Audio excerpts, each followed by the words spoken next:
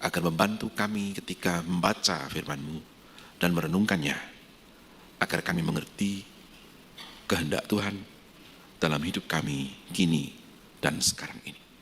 Demi Kristus kami berdoa. Amin. Bacaan terpilih yang dipilih oleh Gereja GKI Karangsaru dalam tema kecemburuan ilahi adalah Keluaran pasal 20 ayat 1 sampai 6. Kitab Keluaran pasal 20 ayat 1 sampai 6. Lalu Allah mengucapkan segala firman ini, Akulah Tuhan Allahmu yang membawa engkau keluar dari tanah Mesir, dari tempat perbudakan. Jangan ada padamu ilah lain di hadapanku. Jangan membuat bagimu berhala yang menyerupai apapun yang ada di langit di atas, atau yang ada di bumi di bawah, atau yang ada di dalam air di bawah bumi. Jangan sujud menyembahnya atau beribadah kepadanya. Sebab aku, Tuhan Allahmu, adalah Allah yang cemburu, yang membalaskan kesalahan bapa kepada anak-anaknya, sampai kepada keturunan ketiga dan keempat dari orang-orang yang membenci aku. Tetapi aku menunjukkan kasih setia kepada beribu-ribu keturunan kepada mereka yang mengasihi aku dan berpegang pada perintah-perintahku. Demikianlah sabda Tuhan. Berbahagialah mereka yang mendengarkan firman-Nya dan memelihara firman itu dalam hidupnya. Haleluya.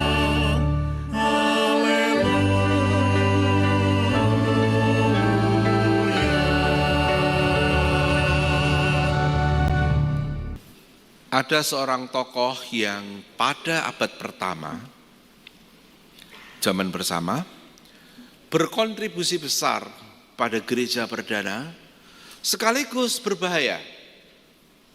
Orang ini kayak punya dua wajah.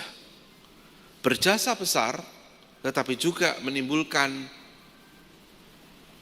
perdebatan yang sangat intens sehingga lalu dia disebut sebagai penyesat. Nama orang itu adalah Marcion. M-A-R-C-I-O-N. Nah, mau Google silahkan. Marcion. Jasanya adalah dialah orang pertama yang mengusulkan adanya filter screening dari teks-teks tertentu, baik Injil-Injil maupun surat-surat para rasul yang beredar di gereja-gereja waktu itu. Harap Anda ketahui, jadinya 27 teks di PB itu hasil dari kesepakatan gereja sampai abad yang keempat. Awalnya itu bukan ini daftarnya. Daftarnya ganti-ganti, naik turun, ada yang stabil, terus terpilih, ada yang diganti-ganti. Nah, orang pertama yang mengusulkan, enggak bisa dong semua versi Injil kita terima sama. Enggak bisa dong semua kitab-kitab orang yang mengatasnamakan rasul kita terima sebagai firman Tuhan. Itu orang ini yang pertama-tama. Karena Injil itu tidak hanya 4 loh, saudara-saudara. 4 ini kan yang kita terima. Diterima oleh gereja pada waktu itu sebagai kanon, ukuran. Ada nama aneh-aneh. Injil Filipus, Injil Thomas, belum pernah dengar kan? Injil Maria Magdalena, loh, Injil gini, Injil masa kanak-kanak Yesus. Lalu nanti yang paling muda, yang paling kontroversi itu Injil Barnabas, yang mengatakan Yesus tidak disalib itu. Itu aslinya mah ditulis dalam bahasa Itali, lalu disamarkan, ditulis ulang dalam bahasa Yunani, ben ketok kuno, jebule sangat muda. Nah, orang pertama yang mengatakan tidak bisa semua harus ada screening adalah Marcion. Jasanya besar. Versinya Marcion lalu berkembang, naik turun begitu rupa. Bahayanya orang ini punya teologi yang ditentang oleh orang-orang lain waktu itu, bahkan lalu dia dianggap penyesat, istilahnya gitu ya. Dulu kan masih penyesat gitu. Karena dia mengatakan, Allah PL dan PB itu beda. Allah PL itu ganas. Deus Saivus, the Savage God, menghukum. Allah PB dalam Yesus itu Deus Graciosus, Allah penuh rahmat. Dua, beda. Itu pendapatnya. Nah, kalau Anda pernah berpikir begitu, PL itu mengerikan Allahnya, PB itu baik-baik, Anda ikut Marsion. Kalau Anda hidup di abad pertama, Anda masuk kelompok penyesat. Ini tentu saja tidak diterima pendapat ini, karena walaupun dalam PL ada banyak cerita Allahnya mengerikan, di PL juga ada banyak cerita Allah yang maha kasih. Ada. PB ya memang kalau figurnya Tuhan Yesus jelas. Tetapi kan ya PB Allahnya juga ada yang ngeri. Lah Anania Safira ngapusi mati itu. Anania Safira, kita kok gak mati-mati? Nah, janji-janji kita sama Tuhan kadang-kadang kita belenjani, termasuk dalam memberikan ucapan syukur, yode. Kok ada yang usai urip sampai saiki? Nah, coba kalau ngeri Allahnya kayak Anania Safira gitu, game over kita semua. Nah, jadi nggak bisa kita mengatakan Allah PL itu warnanya ini, Allah PB itu lalu beda, ada dua Allah.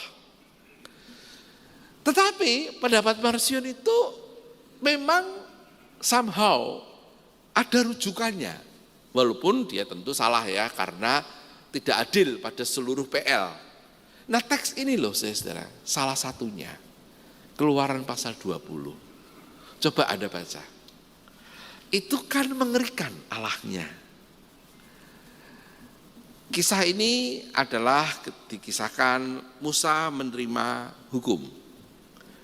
Peristiwanya kalau lihat figur Musa pasti abad ke-13 sebelum zaman bersama. Tetapi penulisan kisah ini supaya teman-teman tahu itu di abad ke-6. Diduga di masa pembuangan di Babel, maka dituliskanlah kisah-kisah tentang sejarah iman Israel, termasuk kisah tentang Musa. Nah, peristiwanya sendiri pasti sudah terjadi jauh abad ke-13.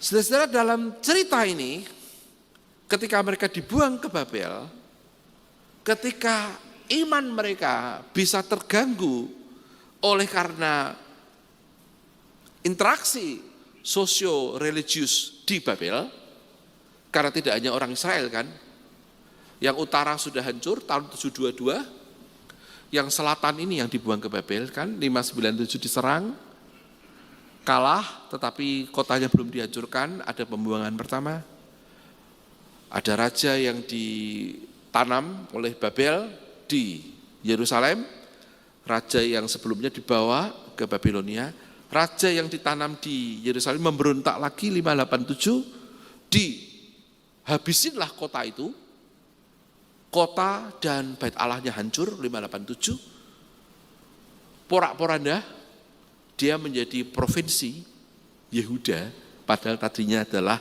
kerajaan Yehuda, dua suku, karena yang utara sudah habis sebelumnya, 125 tahun sebelumnya. Nah ini saudara, ketika mereka dibuang, inilah teks ini ditulis kisahnya. Ya, kalau Anda masih meyakini yang nulis Musa, ya nanti tanya Pak Ud dan Pak Angga, apakah betul pendapat seperti itu PA tersendiri semester 1, biasanya pada stres mahasiswa yang meyakini bahwa ini Musa gitu ya. Secara tradisional ya, tradisional. Maka disebut traditionally it is called the book of Moses. Traditionally. Tetapi secara historis pasti bukan, bahwa tokohnya Musa ya. Nah, si tokoh ini menerima 10 perintah Tuhan yang kita baca sebagian tadi, ayat 1-6, gagasannya adalah menunjukkan Tuhan itu sudah berkarya. Akulah Tuhan Allahmu yang membawa engkau pergi dari tanah Mesir, dari tempat perbudakan. Jadi Allah itu bertindak. Karena Allah bertindak, Allah yang bertindak meminta kepada umatnya respon iman tertentu. Karena aku yang membebaskan kamu, aku meminta jangan ada ilah lain di hadapanku. Sekali lagi konteksnya ditulis di Babilonia ketika ada banyak ilah-ilah di sana. Jangan membuat patung menyerupai apapun, jangan sujud menyembahnya, itu masih oke aja ya. Tiba-tiba begini, aku adalah Allah yang cemburu. Cemburunya gimana? Membalaskan kesalahan bapak kepada anak-anaknya. Loh, bayangkan nih. Sampai keturunan ketiga dan keempat. Nah, ini harus ditafsir. Karena kalau tidak, lalu gambaran kita tentang Allah mengerikan sekali. Walaupun setelah itu ada kalimat, aku menunjukkan kasih setia kepada beribu-ribu keturunan yang mengasihi aku. Mengapa harus ditafsir? Karena kadang-kadang pendeta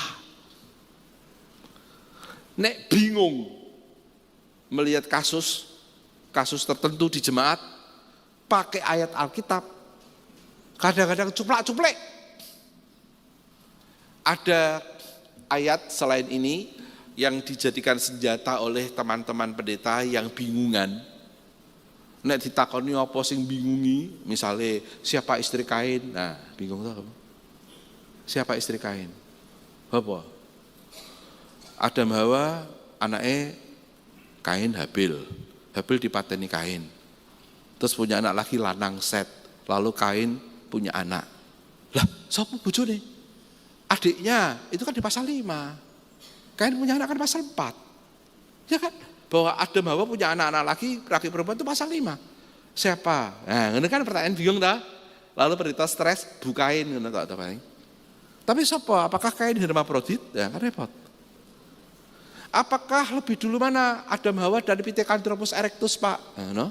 Bu, di mana ada dinosaurus? Dinosaurus?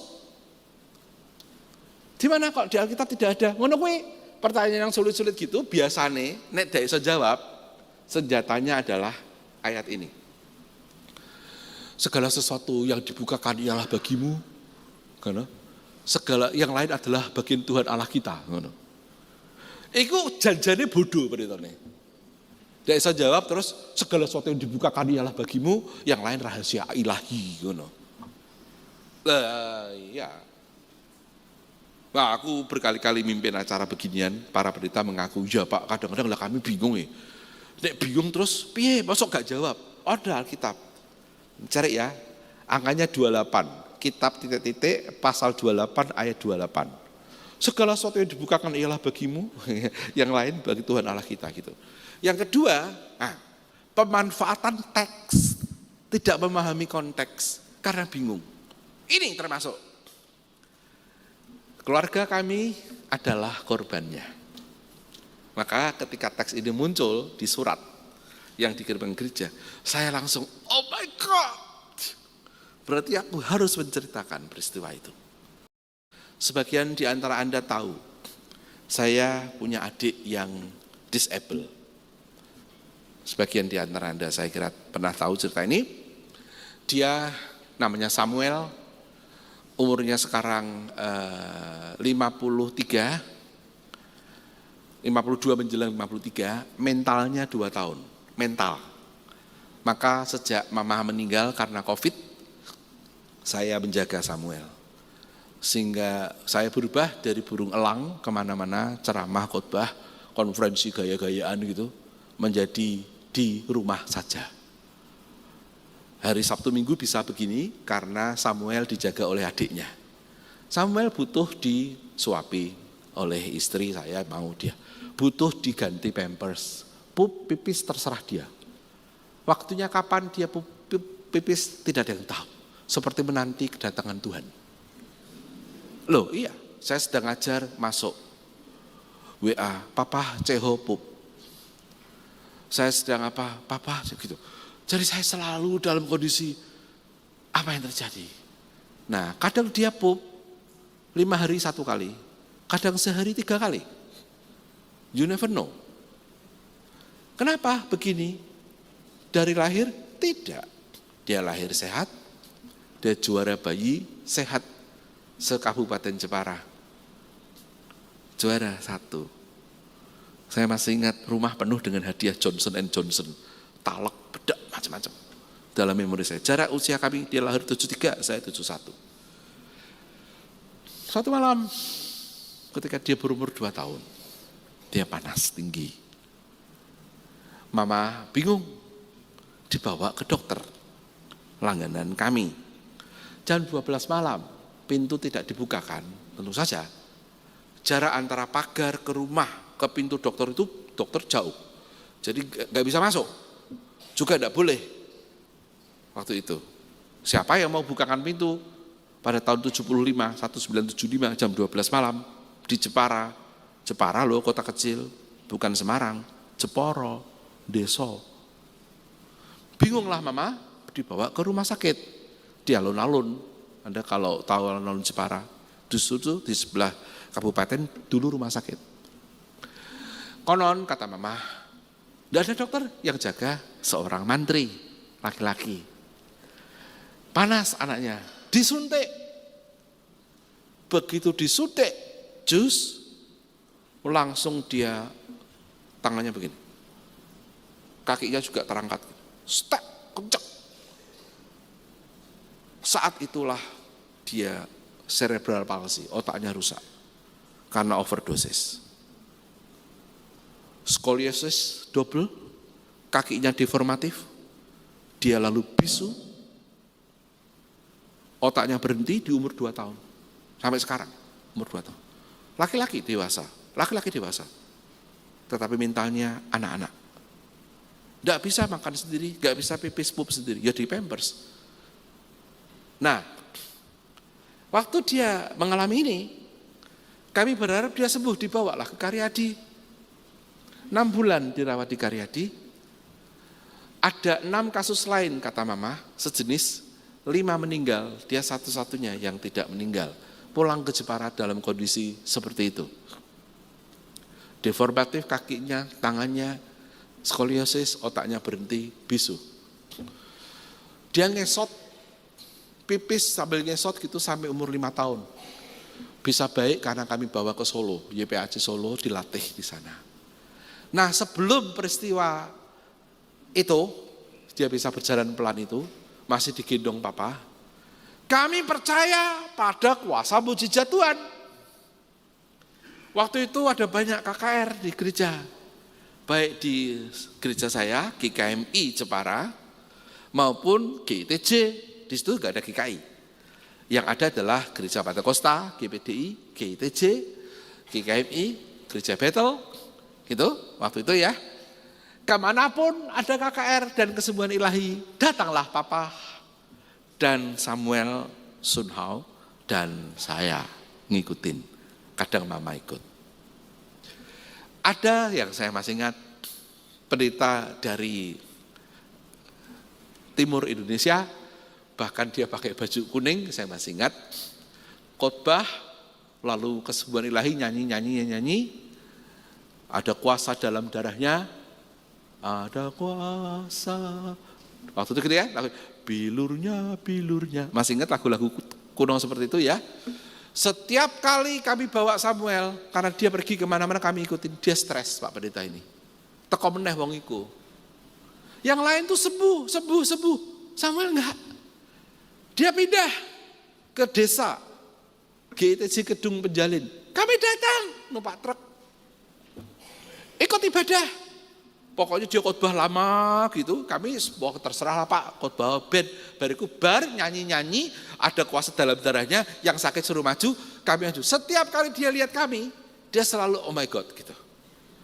Karena tidak sembuh sendiri. Bayangkan nih, itu tidak hanya 1 orang. Berapa banyak KKR dan kesembuhan ilahi yang diikuti Papa dan Samuel adik saya dan saya. Kemana-mana tidak sembuh. Sampai suatu kali pada hari Senin, saya ingat harinya, ada suatu persekutuan di dekat rumah. Dilayani oleh pendeta dari Semarang, Jangan tanya siapa namanya, saya masih ingat namanya. Persekutuan semacam karismatik di Jepara, yang datang ya campur-campur waktu itu.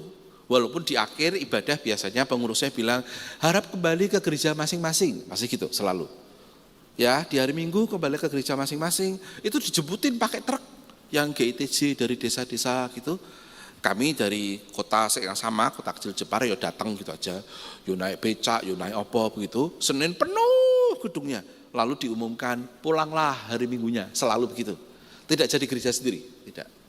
Nah, pengkhotbahnya datang dari macam-macam dan biasanya lebih lucu, lebih menarik daripada pendeta yang khotbah di gereja-gereja biasa. Lagunya pun lebih enak. Dulu di gereja biasa kan mainnya organ, paling piano. Mereka gitar pakai tamborin, cik-cik, wah nyenengke ya lagunya asik-asik, pecah suara sopran, alto, tenor, bass, bayangkan aja. Naik dulu berdiri tepuk tangan, kan seneng. Nah, kami tahu hari itu ada kesembuhan ilahi, kali ini yang datang mama. Papa saya asli Semarang, baru mau menikah, baru Kristen. Jadi aslinya bukan orang Kristen papa saya.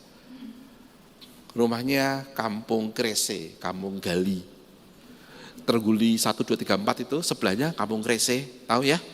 Papa saya pemain kungfu, muridnya Ji Shofu, ikut partai, kadang-kadang partai Hohab, kadang Kuomintang sesuka-sukanya. Dia pemain barongsai. Papa saya filosofinya Jing Chong Pak Ho. Ya, Anda tahu? Cerita Handewa, Samkok gitu-gitu. Karena mau menikah dengan mama saya garis keras Kristen, dia lalu baptis di Gereja Kristus di dekat Kampung Krese itu ada ya Gereja Kristus di depannya Karangturi itu. Jadi orang Kristen baru setelahnya papa saya. Mama saya adalah guru sekolah minggu. Dia hafal banyak cerita. Papahnya dia sudah Kristen dari congkok. Mungkin mama saya lahir procot wes Kristen mungkin. Kali ini karena dekat rumah ibadah dari gereja itu yang datang mama saya. Membawa Samuel, anak yang dia bawa ke KKR mana-mana oleh suami, yang dibawa oleh suaminya kemana-mana dan tidak pernah sembuh. Sekarang ibunya maju. Saya ikut. Setelah khotbah, nyanyi, kesembuhan ilahi, ya seperti biasa. Mari, adikku radewe. Selesai ibadah, setelah diumumkan, harap saudara-saudara kembali ke tempat masing-masing, mama saya menunggu. Lalu dia mendatangi pendeta itu, saya di sampingnya, megangi roknya gitu. Pendeta itu dari Semarang. Jangan tanya namanya ya. Persaudaraan rusak kalau saya sebut namanya. Mama saya bertanya, Pak Pendeta, kalau Tuhan itu maha kuasa dan maha kasih, kenapa anakku dibuat rusak hidupnya oleh mantri, nyuntik dia, dan kenapa dia tidak bisa sembuh? Ikut KKR kemana-mana, berkali-kali. Beritanya bingung. Untung dia tidak pakai yang 28 tadi. Segala sesuatu yang dibukakan ialah bagimu. Untung nggak pakai itu. Tapi dia begini. Oh, coba saya tanya. Suami, ibu Kristen? Kristen. Sejak kapan Kristen? Loh, sejak lahir. Bapak ibunya, ibu, dari Congkok, Kristen Cina gitu, ya datang ke Jepara gitu. Oh Kristen, ya oke. Lah papinya anak ini Kristen. Sejak lahir? Enggak. Loh, jadi kapan Kristennya? Ketika mau menikah dengan saya. Dia orang Semarang. Bukan Kristen. Oh, itu sebabnya. Dalam kitab Keluaran pasal 20 dia bilang, Aku tidak mungkin lupa itu. Ayat yang ke-5 dikatakan Tuhan Allah adalah Allah yang cemburu, yang membalaskan kesalahan Bapa. Kasok loh. Kepada anak-anaknya sampai pada keturunan ketiga dan keempat. Jadi Samuel ini punya papi, suami ibu. Terus punya engkong kan. Nah iya itu. Terus engkong cocok ya kena kabeh sesuai firman Tuhan. Mama saya guru sekolah minggu. Tidak mau mengalah toh. Loh kok bisa Pak Pendeta? Tuhan kan maha kasih. Masa Tuhan begitu? Alkitab bilang gitu Bu. Kita mau apa? Kalau gitu Tuhan jahat dong. Loh, jangan begitu. Firman Tuhan. Mama saya nangis dan marah. Saya bingung kan. Loh, kok ini? Apa ini? Masih terlalu kecil untuk paham. Tapi saya ingat itulah momen di mana saya bertekad. Besok besar, aku mau jadi pendeta. Aku mau jadi pendeta yang tidak membuat mamiku menangis. Terus toh. Sekarang saya pendeta, saya dosen, pekerjaanku tafsir seperti ini. PL pula mata kuliah yang saya ajar. Gimana jawabnya? Ulangan ya ini 28 tadi. Tidak. Saya akan bilang, oh iya, di sini ada teks seperti itu. Jelas, tidak boleh diingkari. Tapi maksudnya apa itu dulu? Maksudnya untuk meminta loyalitas dari penerima hukum ini, yakni orang Israel. Dalam figur Musa yang menyampaikan ke umatnya. Jadi kata kunci adalah loyallah kepada Tuhan. Situasi penulisannya di Babel tadi itu, di mana ada banyak kemungkinan orang goyah. Tetapi, nah ini teks tidak berhenti di sini. Saudara-saudara boleh terkejut, tapi izinkan saya menunjukkan panoramanya. Ada teks lain ditulis di zaman yang sama, yang berbeda teologinya. Kalau Anda tidak percaya, saya sebutkan. Silakan lihat Yehezkiel 18 ayat 2, sebagian sini, lihatlah Yeremia 31 ayat 29. Saya akan minta saudara Ade mewakili kelompok sini, punya Alkitab kan? Coba baca Yehezkiel 18 ayat 2.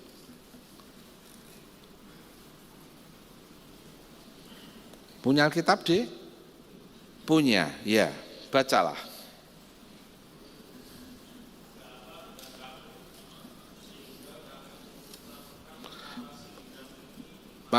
Pakai mic, suaramu bagus tapi kurang keras, pakai mic.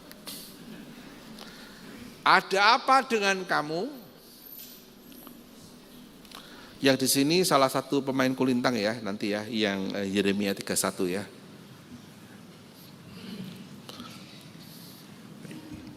Yehezkiel 18 ayat yang kedua.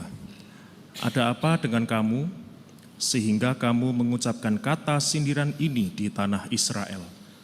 Ayah-ayah makan buah mentah dan gigi anak-anaknya menjadi ngilu. Gitu ya? Mari bro. Bertahan Dek. Yeremia 31 ayat 29. Bentar, rasanya 29. Ya.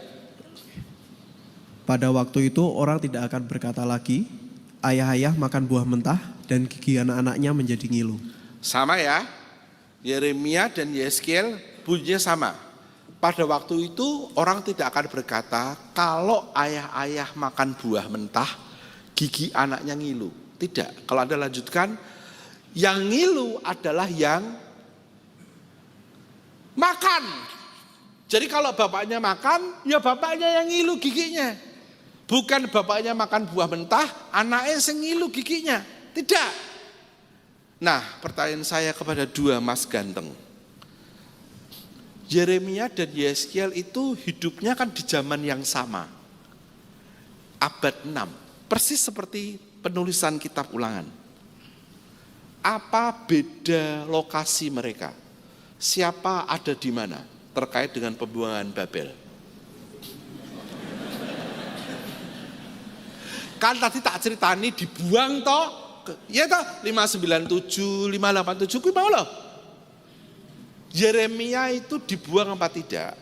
Yeskiel itu dibuang apa tidak? Nggak usah cari Google, ngawur aja. Orang apa-apa, bukan mahasiswa teologi, salah-salah biasa. Ade, Yeremia yang dibuang apa tidak? Menurutmu, feeling. Yeremia tidak dibuang, jadi bertahan di Yerusalem. Yeskiel dibuang, bro berarti? Anda setuju?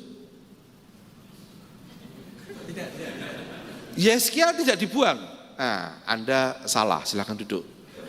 Ada benar. Jadi saudara-saudara, dua nabi ini, yang satu tertahan di Yerusalem, namanya Yeremia. Yang satu imam Yeskiel itu dibuang ke Babel sejak awal. Nasibnya beda. Satu dibuang ke Babel, Yeskiel. Satu stay di Yerusalem, Yeremia.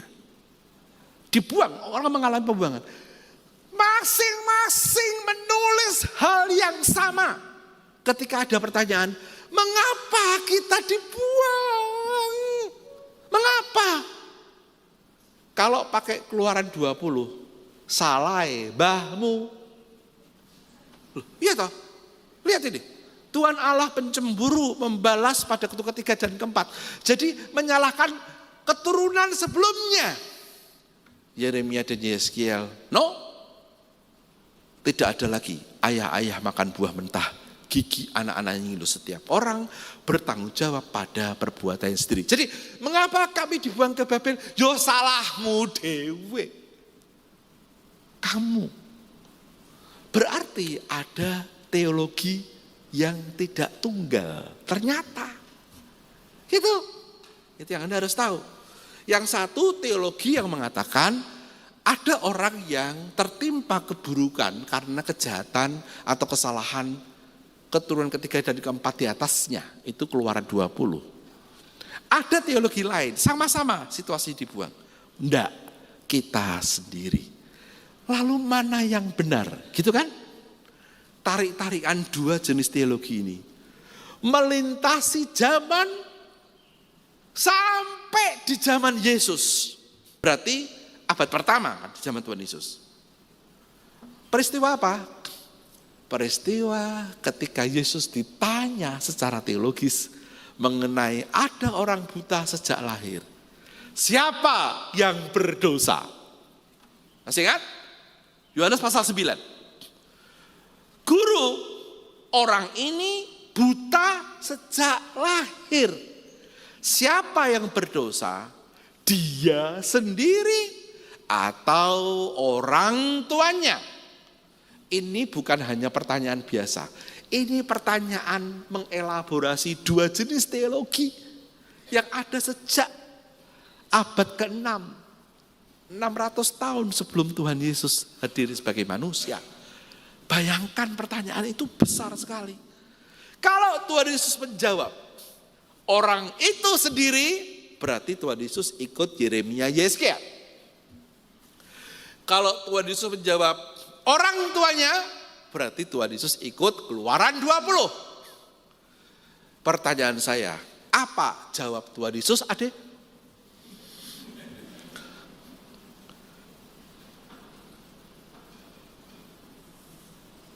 Loh, Alkitab. Loh, guru, siapa yang berdosa? Orang ini lahir buta loh. Atau orang tuanya? Ada tidak bisa? Call a friend ya. Majelis.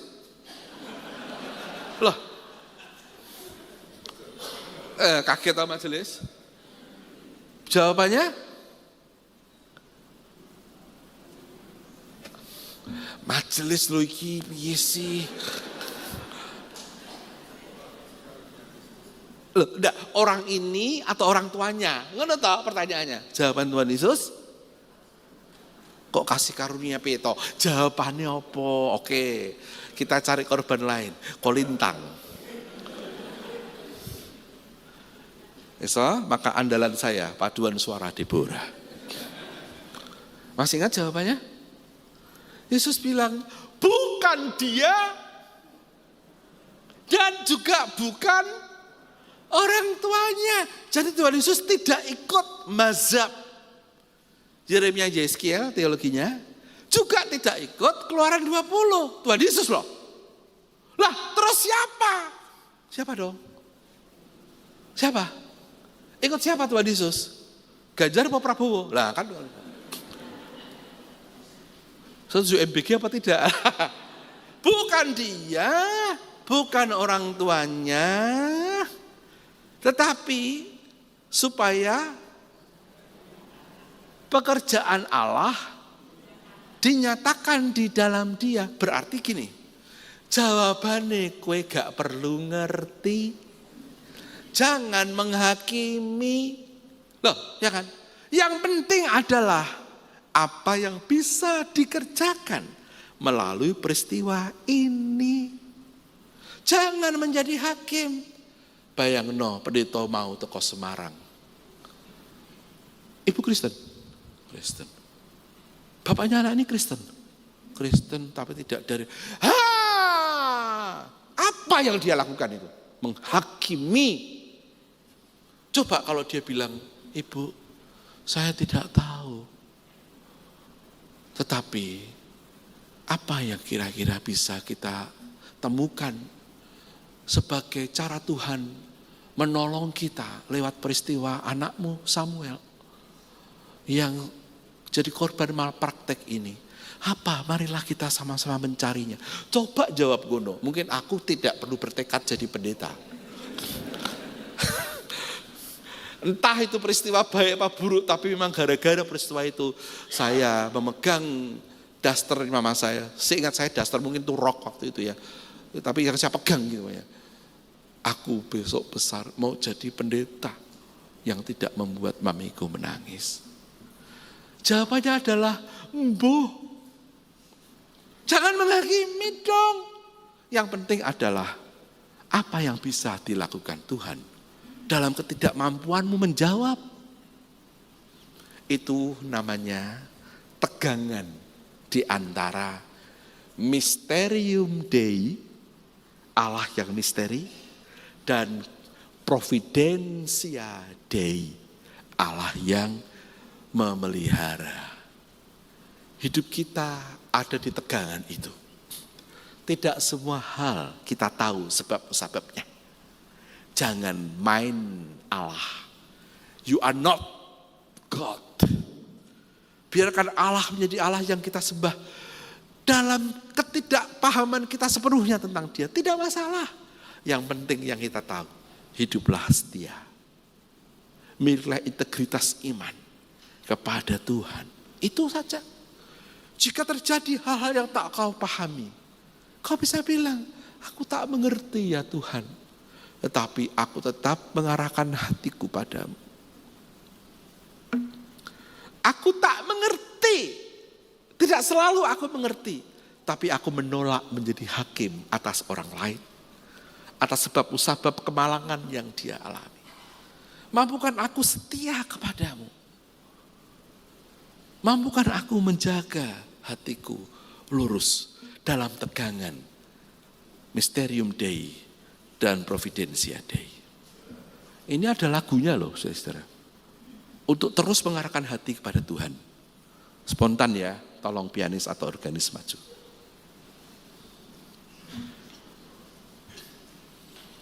Kalau ada mau bantu saya, PKJ 47. Kalau tidak, tak nyanyiin sekali, dengerin nanti kita nyanyiin bareng. Mungkin di E bro.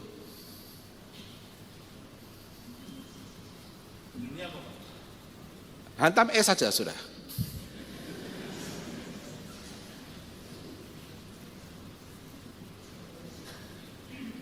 Nggak usah pakai berdoa bro, langsung gitu aja.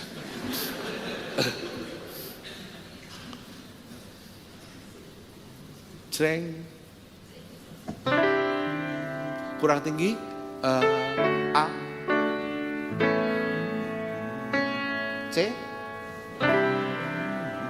Loh, E lagi. Nah, ini dia. Atau F mungkin, F. Ya. Anda kalau mau bantu, kasih bantu. Buatlah hati ku lapang dan bersih untuk menyembah dan memuliakan-Mu. Bukalah ikatan yang membelenggu, arahkan hatiku padamu. Itu jauh lebih baik daripada kamu menghakimi sesamamu atas nama teks ini. Ada teks yang lain loh. Ada kulminasi di Yohanes 9 yo. Yesus dijebak loh dengan dua ini. Dia bilang bukan dia, bukan orang tuanya, tapi supaya pekerjaan Tuhan dilakukan. Belajarlah seperti Tuhan. Tidak menghakimi, melihat potensi apa yang bisa dilakukan sehingga Tuhan dimuliakan lewat peristiwa yang sering tak kau pahami. Yang penting pada diri kita setia dan loyal kepada Allah. Menjaga Mysterium Dei, menjaga Providentia Dei. Anda bisa laku tadi? Kita coba ya, SATB ya. Bisa dimunculin? Dapat enggak? Cepat. Coba dimunculin kalau dapat. Nah, kesabaran saya habis, jadi langsung aja. Buatlah hatiku lapang. Nah, buatlah hatiku lapang dan bersih untuk menyembah dan memuliakan-Mu. Yohanes 9. Bukalah ikatan yang membelenggu. Perhatikan ini. Arahkan hatiku padamu. Korban ataupun bukan, diragukan apa bukan, mengarahkan hati pada Tuhan. Itulah bagian kita. Menjaga di dalam diri kita Mysterium dan Providentia Dei. Kita menyanyi sopran, alto, tenor, bass.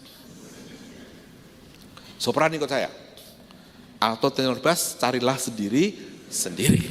Oke. Kita nyanyikan 2 kali dengan penuh penghayatan. Ingat teologinya. Penyelenggaraan ilahi adalah keterbukaan dan kesetiaan pada Allah tanpa menghakimi sesama. Membiarkan Allah bekerja. Membiarkan hal yang tak Anda mengerti sebagai bagian dari misteri yang kita libati. Jangan milih hakim orang lain. Jangan menghakimi sesamamu yang malang nasibnya. Buatlah hatimu bersih, lapang. Arahkanlah selalu kepada Tuhan.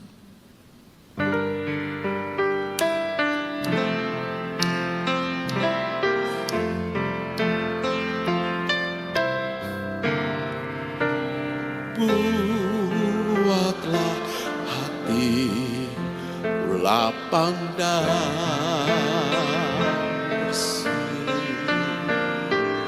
untuk menyembah dan memuliakan-Mu. Bukalah ikatan yang membelenggu,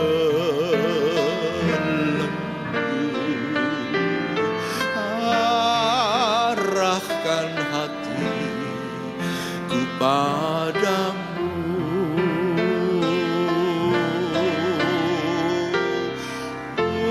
Buatlah hati lapang dan bersih untuk menyembah dan memuliakan. padamu. Bukalah ikatan yang membelenggu,